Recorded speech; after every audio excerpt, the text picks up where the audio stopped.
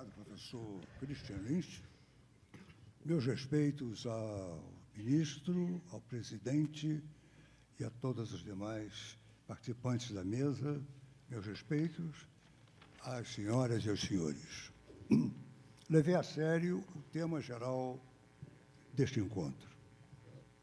Brasil, imperativo renascer. Precisamente porque a revista Inteligência cumpre 20 anos em momento de transfiguração nacional, social, é imperativo investigar a inteligência necessária ao renascimento a que estão obrigadas as nações de grande porte, em busca de consolidar sua independência e soberania.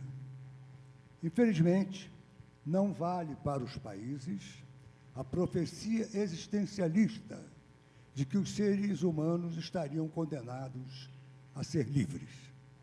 As nações não estão condenadas à liberdade. Algumas até, por azares históricos, têm o futuro emaranhado em subalternidades, destituídas do ar, da terra, do fogo, da água, do petróleo, da energia elétrica e dos demais recursos indispensáveis ao porte adulto. Outras, ainda esperançosas, dependem de escolhas, inteligência e cultura cívica para não assistirem ao aborto de um futuro possível, mas encruado e disforme, resultado de uma dieta de talidomida política e predação econômica. E agora, José? Em 20 anos, o Brasil contará com 230 milhões de habitantes, segundo a projeção do IBGE. Hoje, somos 191 milhões, dos quais 84% vivendo em áreas urbanas. Se mantida a mesma proporção, em 20 anos, seremos um país com 230 milhões de habitantes, 660 milhões deles urbanizados. O perfil de necessidades de saúde, educação, saneamento, segurança, transporte e oportunidades de ascensão social de hoje empalidecerá diante da futura pressão sobre os serviços, isto é, sobre uma estrutura material mínima que garanta patamar igualmente mínimo de cooperação e convivência pacífica entre as pessoas. Em sua face política eleitoral, mantida a proporção atual de aproximadamente 70% da população alistados como eleitores, em 20 anos o Colégio Brasileiro contará com 163 milhões de eleitores.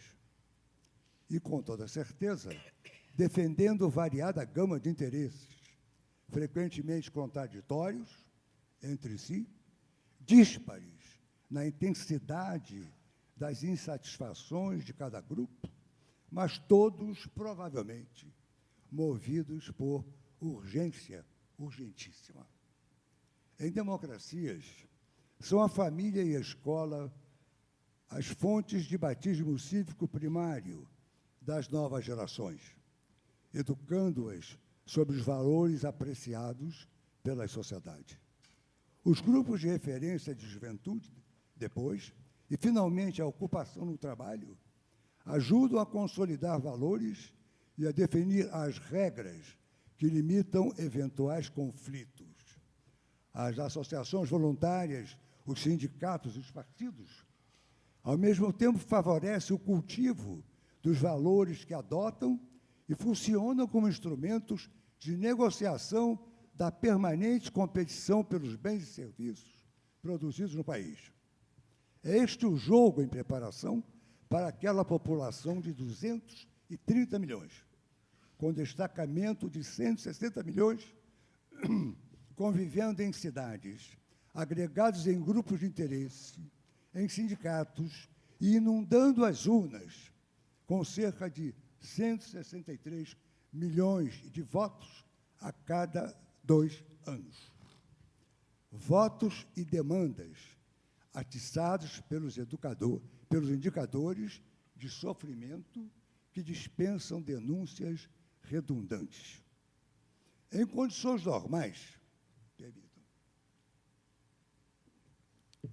o imponderável da concorrência partidária se esconde exclusivamente na distribuição das preferências dos eleitores. Em momentos de ruptura, o imponderável infiltra-se igualmente nas instituições. Associações civis, sindicatos, partidos, todos com desempenho sujeito à suspeição e repulsa. Visto do momento atual, o enigma das próximas 2 décadas aponta não apenas para a eventual volatilidade do eleitor, mas para a declinante capacidade das instituições absorverem e acomodarem os conflitos futuros. Acresce que ao nervosismo da competição se agregará a dolorosa ansiedade que acompanha a difusão da revolução digital, trazendo destruição de empregos e, em grau definitivo, o desaparecimento de dezenas de profissões. Essa variável recém-aparecida tende a adquirir enorme relevância, especialmente em razão do perceptível despreparo da elite dos economistas brasileiros no tratamento do fenômeno, instalados na academia, nos institutos de prestígio jornalístico e nos escritórios de consultoria. A empresa Pricewaterhouse projetou que a porcentagem de empregos perdidos até 2030, que é, coincidentemente, o prazo que estamos lidando, de 38% nos Estados Unidos, 35% de empregos na Alemanha, perdidos, 30% no Reino Unido e 21% no Japão. Eu tenho a referência precisa para quem desejar. Bem mais do que agressividade manifesta em relação às instituições clássicas da democracia, testemunha essa dissolução dos laços associativos entre as pessoas, subvertidas as relações de trabalho, esterilizados os sindicatos e outros órgãos que filtravam as demandas sociais, mantendo-as no perímetro das disputas racionalmente conduzidas. Não se trata apenas da precariedade imposta a todo tipo de assalariado, mas da instalação coercitiva, isto é, por via de imposição legal, de um estado de sociedade caracterizado por gigantesco dilema do prisioneiro. Nesta estrutura social, os agentes, as pessoas, são estimuladas a adotar permanente atitude competitiva, aguçada pelo temor de que os demais também se comportarão assim.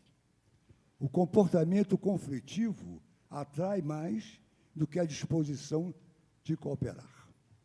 É a modernidade egocêntrica e sem fronteiras que está em oferta no Brasil contemporâneo.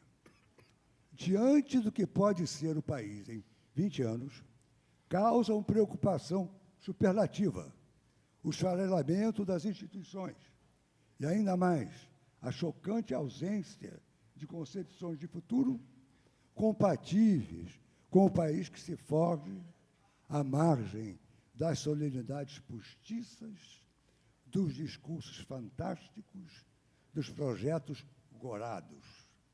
Flagrante e enorme é a indiferença com que a população observa o entrechoque de autoridades míopes e ouve anúncios que, quando lhes diz respeito, é ameaçador e negativo. E agora, José, Agora é o dever de colocar a consciência na vitrine para aplausos e apupos. Técnicos, burocratas, profissionais liberais, professores, candidatos a políticos que anunciem sem tergiversação a que vêm e o que querem. É a hora dos responsáveis pelo senso de reflexão apresentar visões de mundo à altura da complexidade do país. Basta de mediocridade, de remendos oferecidos com medicina de última geração, de equações que, quando não são triviais, são fantasmagorias, sem sequer remota possibilidade de tocar o verdadeiro chão de asfalto ou de terra batida em que pisamos nós, os comuns. Basta de balbucios à esquerda, de estereótipos em ruínas, de fanfarronices irresponsáveis, tudo a disfarçar a impotência da desorientação.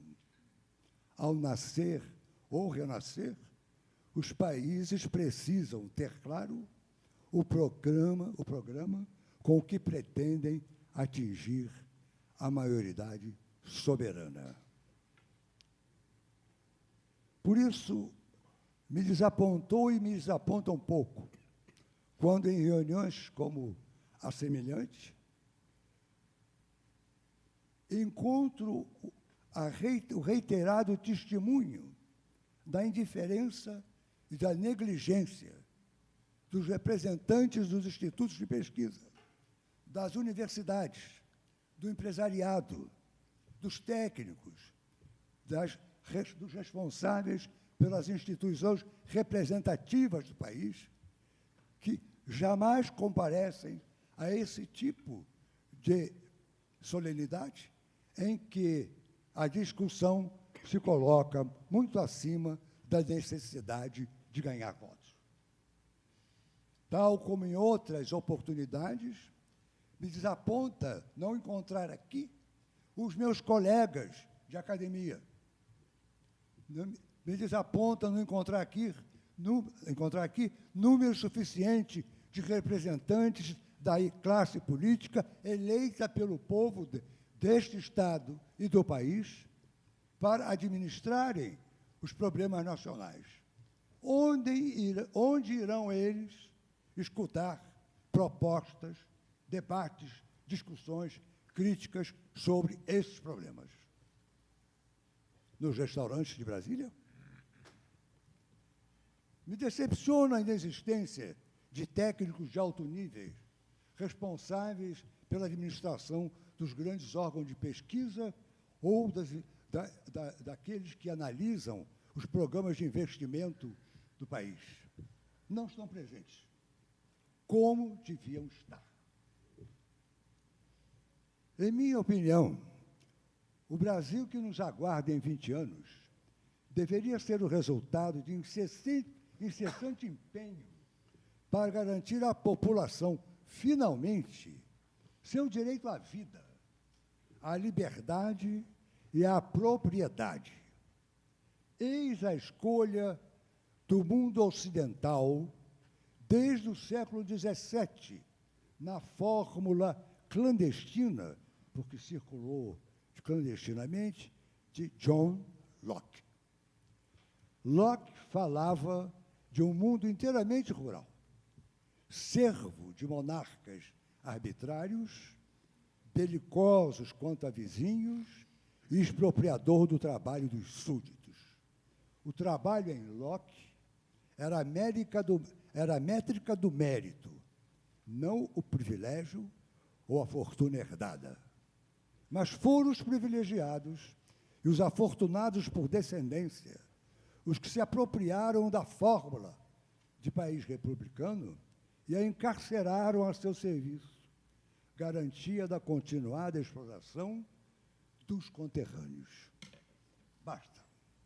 Têm direito à vida os que morrem infantes, sem cuidados elementares o atendimento quando necessário.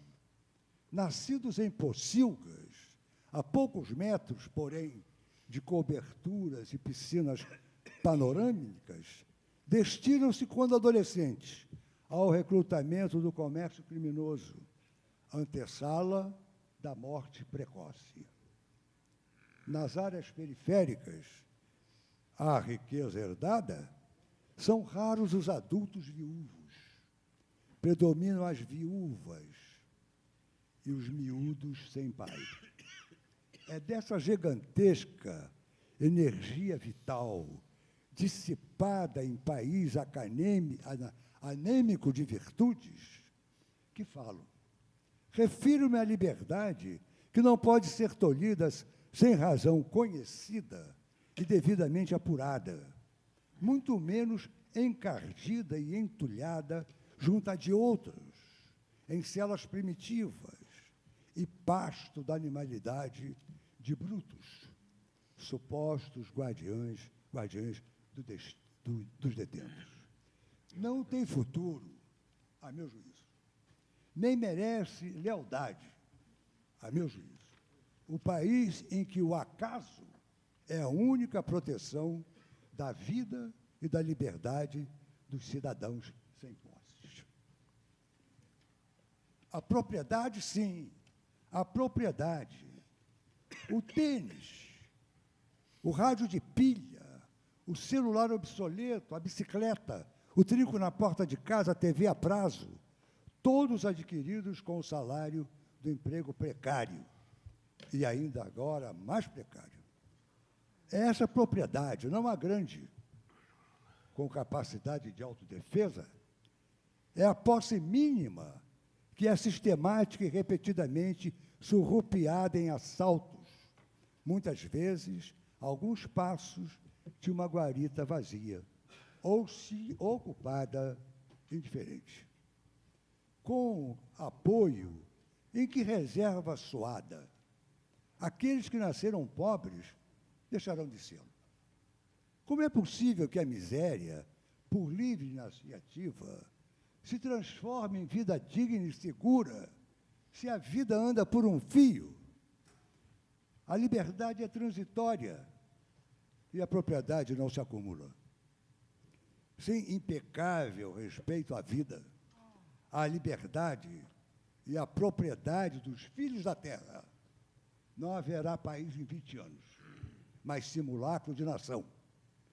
A reboque da revolução digital, como praticamente o foi de uma revolução industrial incompleta, de ciência ultrapassada, cultura cívica em farrapos, economia sitiada, militarmente modesto, gerou-se um país vulnerável.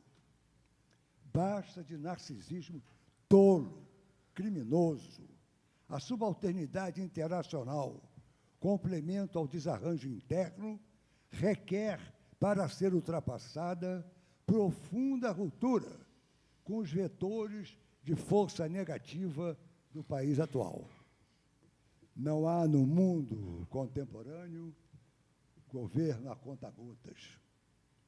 Os atores relevantes para a ruptura estão aí, dispersos, sem uma coalizão nacional poderosa, capaz de impor aos beneficiados pelo atraso, instalados nas instituições públicas e privadas, capaz, repito, de impor pressão suficiente para mantê-los na defensiva, não haverá primavera brasileira.